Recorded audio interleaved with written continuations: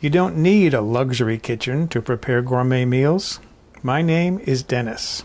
I live in a mobile home in a trailer park, and this is my kitchen. One of the challenges that I enjoy is fixing a recipe that obviously has some problems with it. In a Bon Appetit magazine from several years ago, there was this recipe for these chocolate cupcakes that were flavored with, they had a filling, a cream cheese filling that was flavored with chocolate. The idea sounded good, but I looked at the photograph and, these were some ugly, ugly cupcakes. And I couldn't help thinking when I looked at the photograph, why did they publish that photograph? This is not appetizing looking at all. But I saved the recipe because the idea sounded good, and I thought there's got to be a way of making these look as good as they're obviously going to taste. Chocolate cupcakes with a cream cheese filling, and the cream cheese is flavored with chocolate. That sounds really good. So that's what I'm going to work on today. I'm going to fix this recipe and see if I can make these cupcakes look as good as I think they're going to taste. Let's start cooking. In a medium bowl, I'm going to put an 8-ounce package, 226 grams of room temperature cream cheese that I need to whip up with an electric mixer. Now, I have a problem because I don't have one of those really nice handheld electric mixers that you see the chefs on TV use. And the reason why is because I have a drill. Variable speed, too.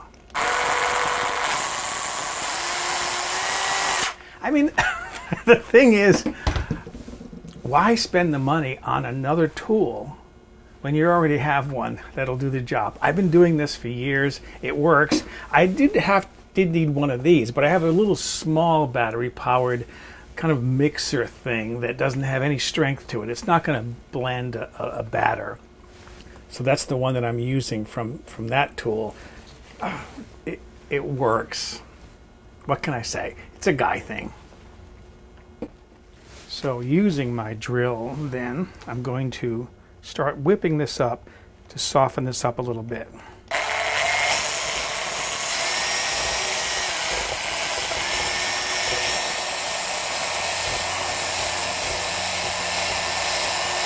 Next, I need 1 large egg. As far as what a large egg is here in the USA, they're all pretty consistent. In the shell, they weigh about 2 ounces each. But because a lot of my videos end up on the internet and people in other countries might not know what that is, a 2-ounce egg is equivalent to a 57-gram egg. So whatever that's called in your country, that's what a large egg is here. Next, I need to add 1 egg. 1 large egg. So there's my egg going in. And I want to blend this in.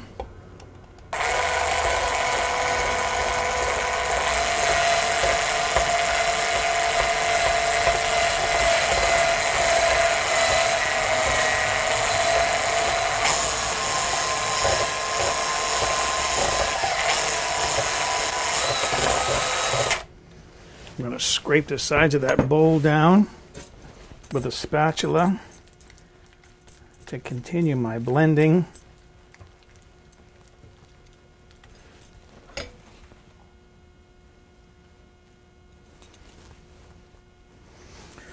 That'll be good.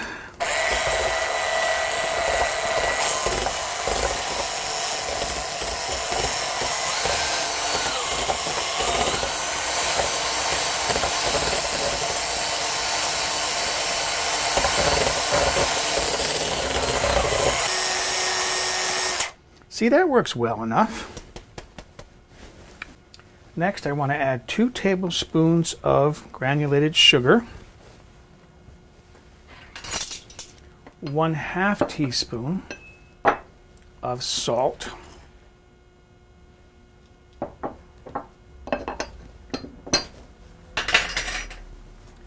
1/2 teaspoon of vanilla extract. I use a little eyedropper bottle, and I know every one of these is a 1/4 teaspoon.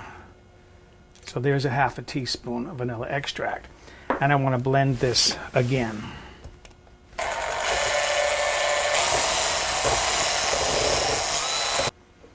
Last, I want to add a 1/4 cup, this is 43 grams by weight, of semi-sweet chocolate chips. And I want to fold those in, like so. I mean, if I were married and my wife said, honey, buy me a nice electric handheld mixer, I'd say, no, you can use my electric drill.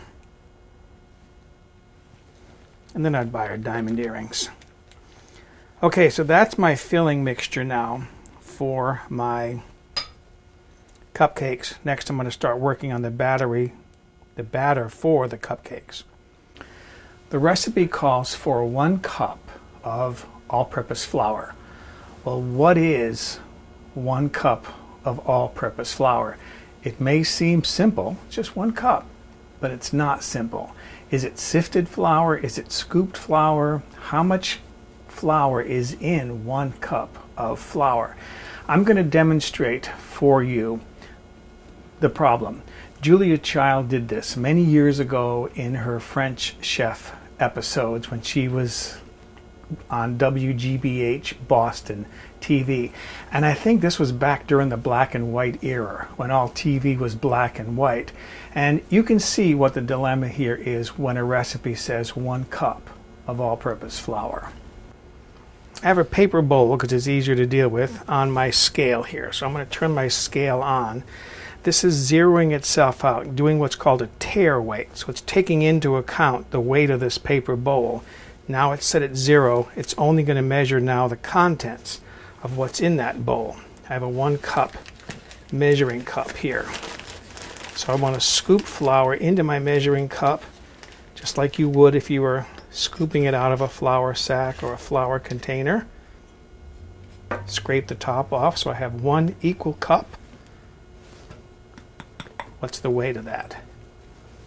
5.6 ounces. I usually figure 5.5 ounces. So that's weighed flour.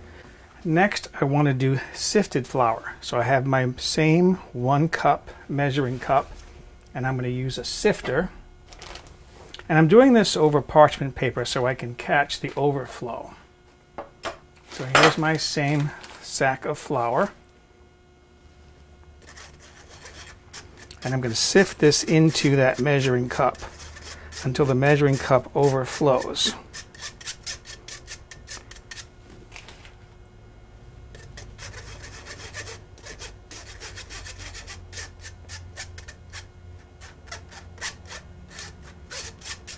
I don't have one of those really nice flour sifters. If you got something that works, why buy something else, right?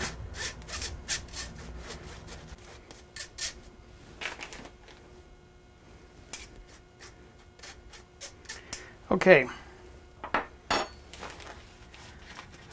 So as you can see, my cup now runneth over. Scrape the excess off the top. Bring in my digital scale. Set it back to 0. And weigh this.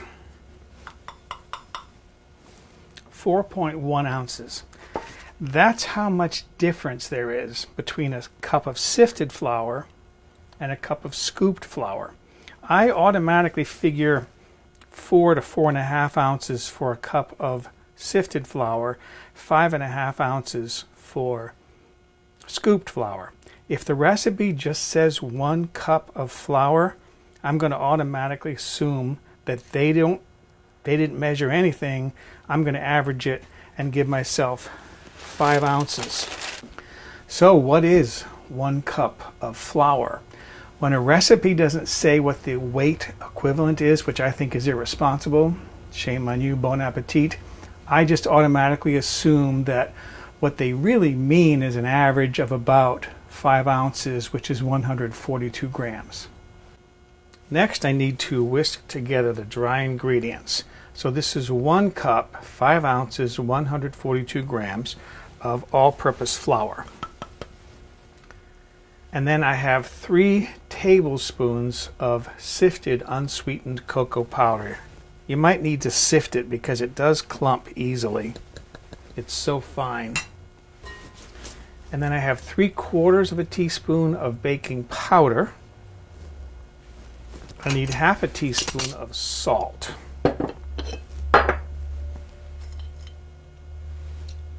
So there's my salt.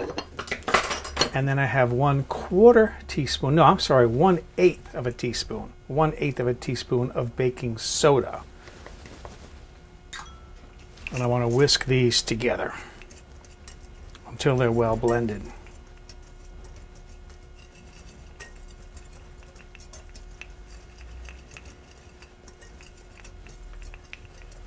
And that looks fine right there. Next, I need to cream together the sugar and the butter. I have 3/4 of a cup plus 2 tablespoons. This is 175 grams of granulated sugar. And this is 1/2 cup here in the US, that's sometimes seen as 1 stick, or 113 grams of unsalted butter, and this is at room temperature. A lot of recipes call for unsalted butter, and there's a reason for that. There's a lot of variance between the amount of salt that might go into butter depending upon what the creameries use.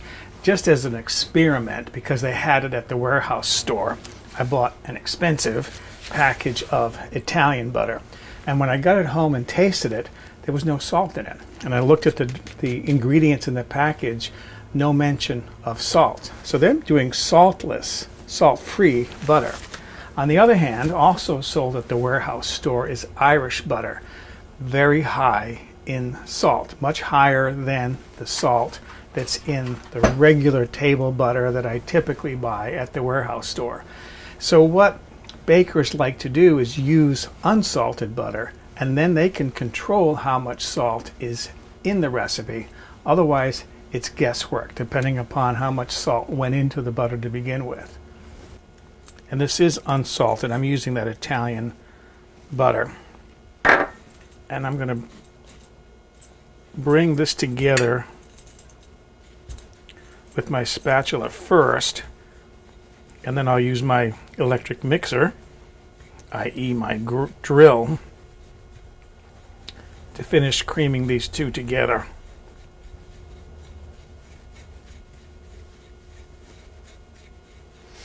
Okay, that's started well enough.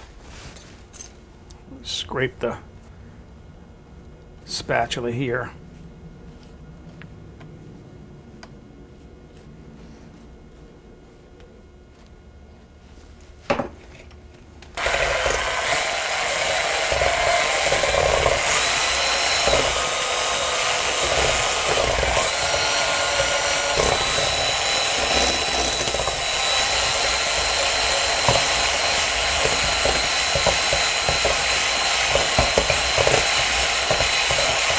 All right, I'm happy with that. Scrape my beater.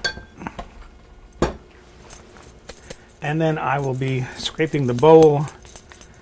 And that's my butter and sugar together.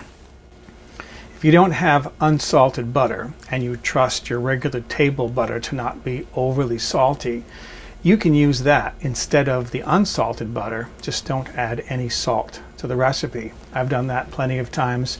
It always works for me. Next, I want to add 2 large eggs to the butter and sugar and whip those together.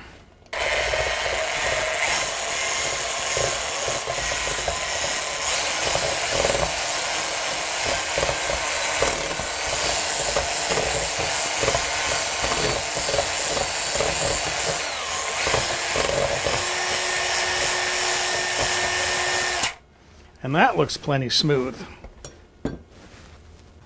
I've heated water to boiling in a larger pan here, and then I've put 3 ounces, 85 grams of bittersweet chocolate morsels into a smaller pan. I want to melt that over the steam.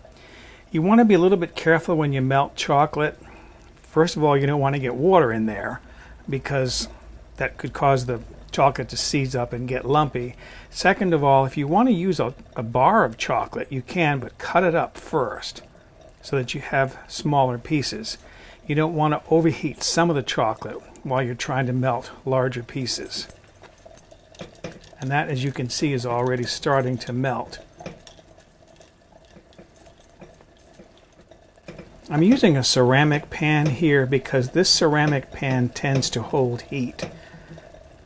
So I can take this off the heat before the chocolate is fully melted, and the heat in the pan will continue to soften and melt that chocolate.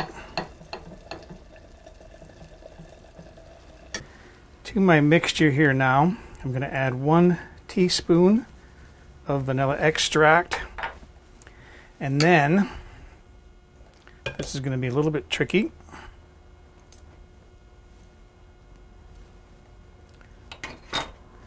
I want to drizzle in my chocolate to get it started.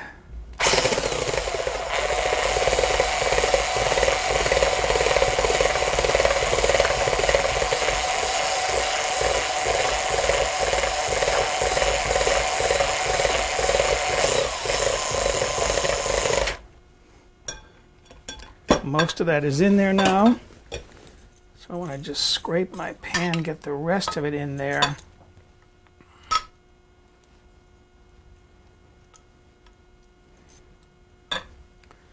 Like so. I don't want to miss any of this because this is delicious bittersweet chocolate. And then I want to scrape my bowl one time and finish blending this in. Scrape the spatula.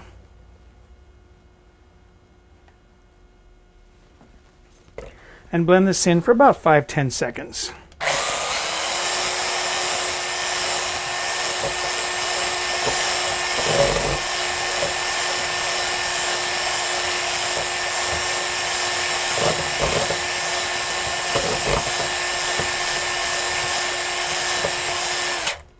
Okay, that looks wonderful. I'm going to scrape that bowl one more time and just give it one final mix.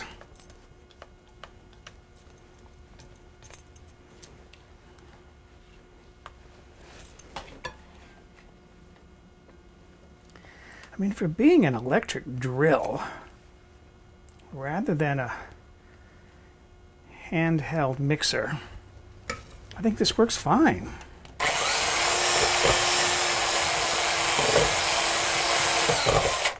All right, so there's my chocolate blended in.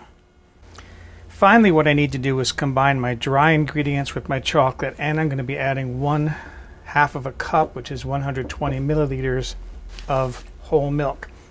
And I'm going to kind of work between the two a little at a time until they're all combined.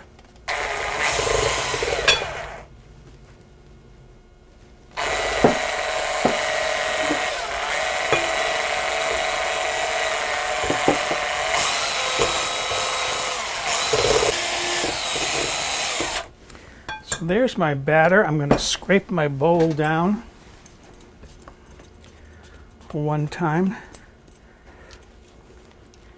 to get the last of the dry ingredients in there.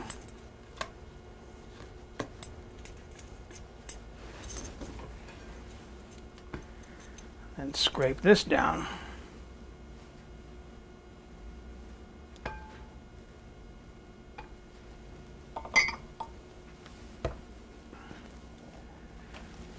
I am, in the meantime, heating my oven to 350 degrees Fahrenheit, which is 177 degrees Celsius. And there's my cupcake batter.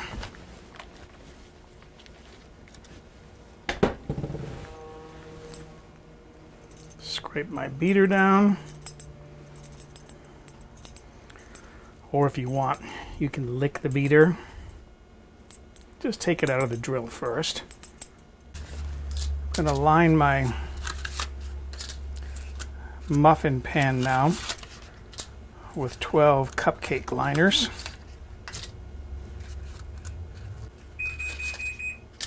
And there's my oven up to temperature. My next step here now is to divide my dough, my batter, among my 12 cups. Trying to get them evenly distributed as possible.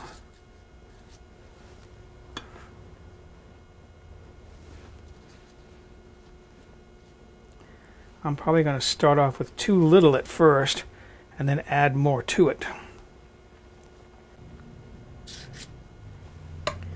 Okay, so you can see what I'm doing here. This is going to take a while to get these all evened out and distributed properly.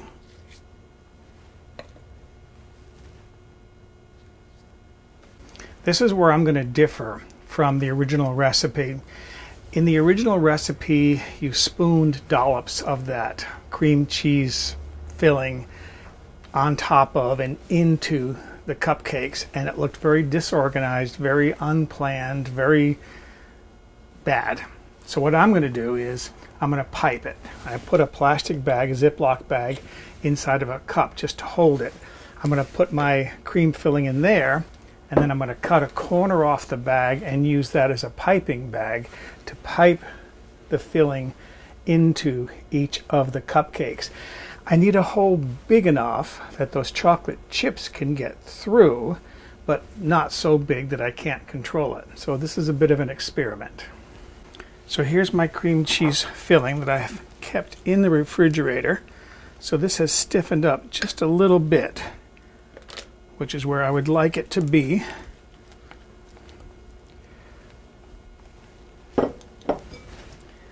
Get that into my piping bag.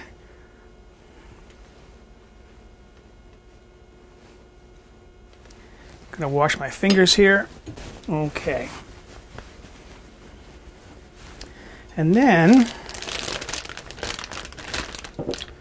lift it out.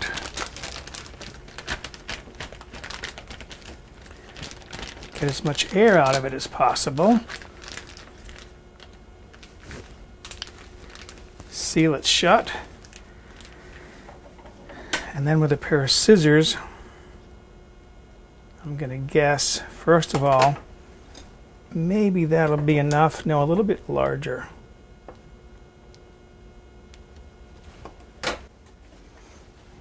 Okay, so there's my hole for piping my filling out of. I've got another experiment working here. I put a little bit less batter in these 2 cups because I have an idea of what I want to do. I have a little extra batter left in my bowl. Alright, so let's see if I can do this and give this a controlled look rather than a haphazard, random look.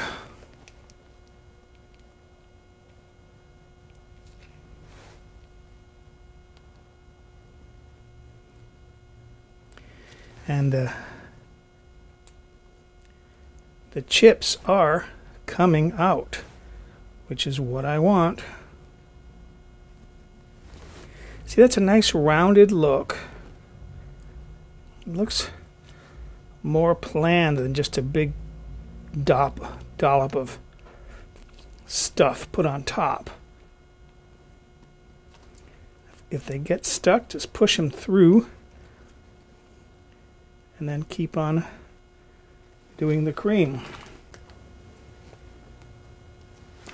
Gonna push a little bit more cream into some of these. I don't have to use up all of this cream. That one's got a lot in it already.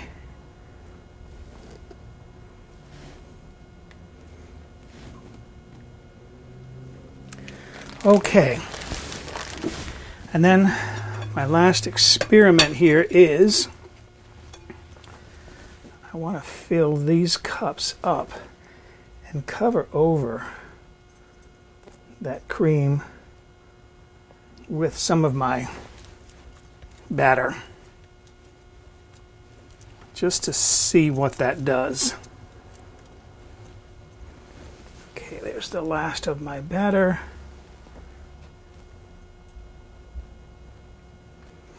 All right, that is ready to go into the oven. I'm going to bake these for 20 to 25 minutes. I want you to see these now as they come out of the oven. First of all, my cheese spread and cracked, but this still looks much better than the picture of the original recipe, in which it was really scattered and all messed up. And these two, I have to say, I like the best. I like the idea of putting it over the top. I just think this might be a really nice cupcake when it's ready to eat.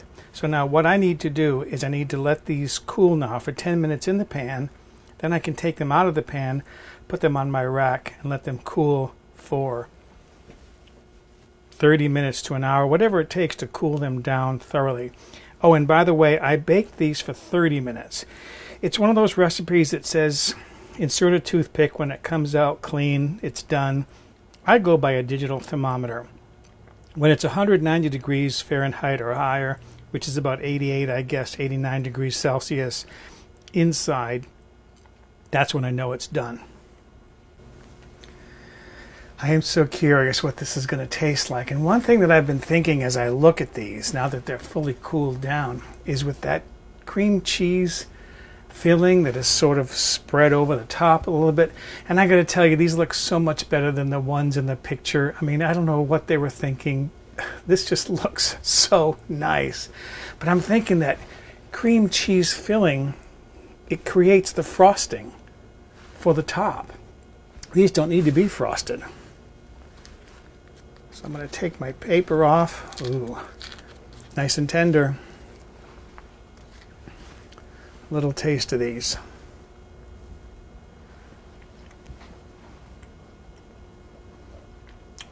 Wow.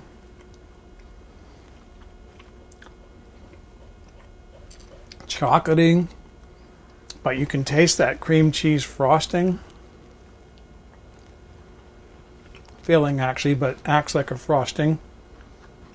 Oh, that is so good. I wish I had a cup of coffee ready.